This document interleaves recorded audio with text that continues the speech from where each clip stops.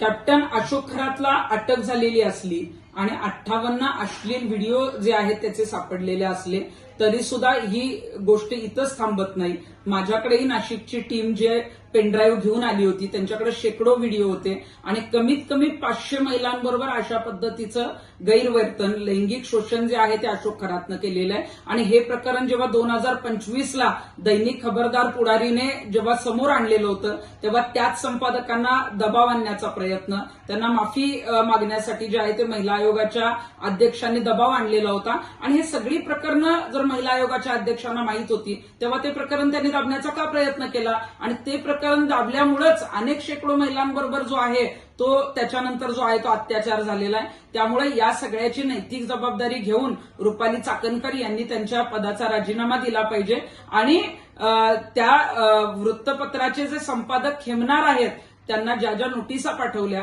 त्यांचा मला आजही फोन आलेला होता.